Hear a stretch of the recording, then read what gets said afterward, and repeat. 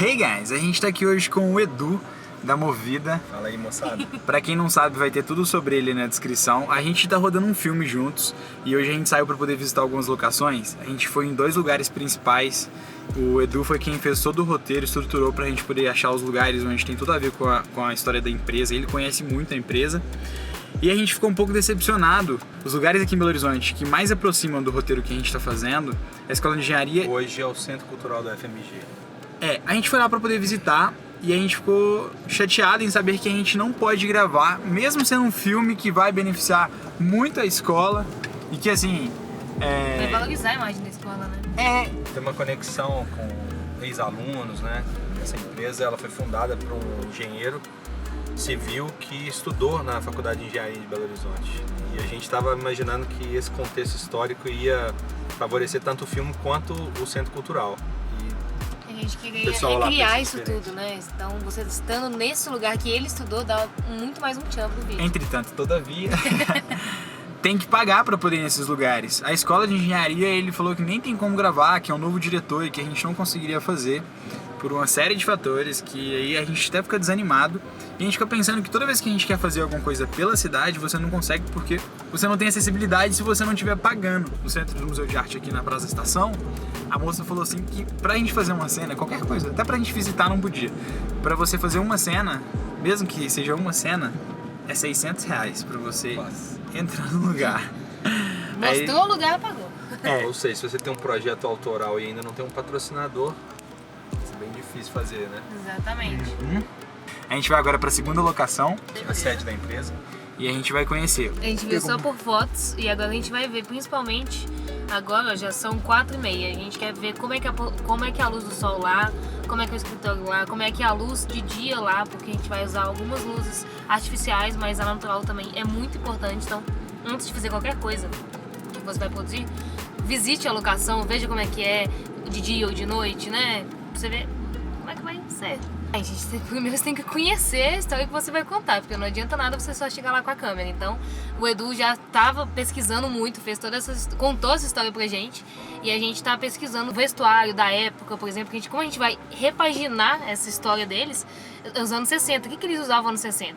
Vai ter um carro passando na cena, que carro, inclusive é o carro do Edu, é o Fusquinha. Que carro que eles usavam na época, qual que é o estilo do penteado, pra gente contratar os atores. A gente não vai contratar ninguém com cabelo raspado, não se usava isso na época.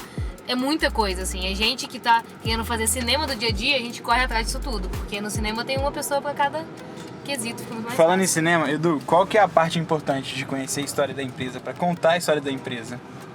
Pode ir falando quando de você começa o diálogo, começa a perguntar pro pessoal da empresa sobre o que a empresa faz, de onde ela vem, é que você começa a descobrir a história, né? Então, uma coisa interessante que a EBEC, que é uma empresa de engenharia, foi uma empresa de engenharia, hoje ela é uma empresa prestadora de serviços em várias áreas, inclusive locação de veículos e energia solar. Então, conhecer essa história da fundação, no caso, os fundadores são alunos da Faculdade de Engenharia, começa a te dar subsídios para construir esse roteiro e vir contando uma história que cria engajamento, que não fica um vídeo muito padrão, muito chato, com entrevistas. A gente está buscando isso, contar uma história de uma forma mais lúdica, onde as pessoas possam se enxergar ali, seus sonhos, seus ideais de crescimento na vida. Então são jovens que constroem uma empresa em 1953 e vão passando por várias fases, essas fases turbulentas que o Brasil já passou, inclusive a gente está vivendo uma hoje, e vai transformando a empresa, prosperando sempre com base em valores, com transparência. E a gente constrói uma nova marca em cima dessa visão deles, de valores, para representar os próximos anos da empresa. Então a gente está bem animado, bem feliz com essa história.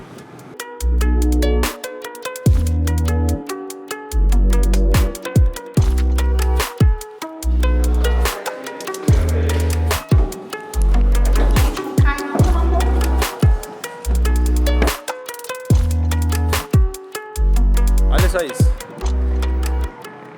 Olha o tanto de placa solar que tem aqui. E o legal é que eu e a Dani, durante esse tempo agora que a gente tá andando muito de patinete elétrico e só anda de skate e bike, a gente tem voltado muito pro lado de energia sustentável. Agora a gente tá trabalhando com uma empresa que também oferece o trabalho com energia sustentável, que a gente vai contar mais pra frente como que é organizado tudo isso. Uma das cenas que a gente vai fazer, a cena final, é um fechamento especial que a gente não vai contar ainda. E a gente veio visitar a locação aqui agora, que é onde tem as placas solares. E cara, olha esses dados. Tiveram a coragem de fazer um investimento aqui para economizar energia elétrica no valor de R$235 mil. Então, a princípio, isso é um pouco absurdo. Mas quando você pergunta ao engenheiro o que significa isso, ele me explicou que o payback, ou seja, o tempo de retorno do investimento, é de 3 anos e 9 meses e que a garantia das placas solares é de 25 anos. Num cálculo rápido de quanto que eles gastavam de energia elétrica antes e quanto que eles vão economizar com as placas de energia solar, eles vão economizar em 21 anos, que são os 3 anos iniciais menos 25 da garantia, o valor de R$1.400.000. Essa é a ideia de... Fora que isso aqui está evitando o corte de árvores, represas, uma série de outras gerações de energia que são poluentes. Essa aqui é realmente sustentável e renovável, energia solar. É fantástico. Por mais energias renováveis no mundo, olha isso.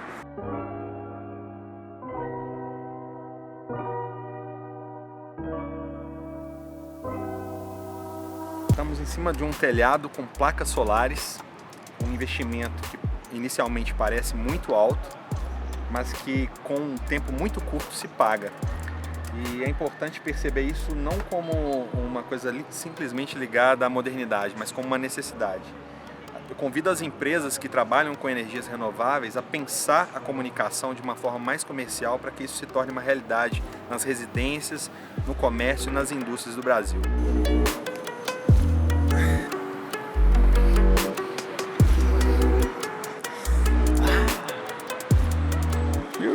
Agora dá pra mostrar melhor as placas. Tudo isso é placa solar.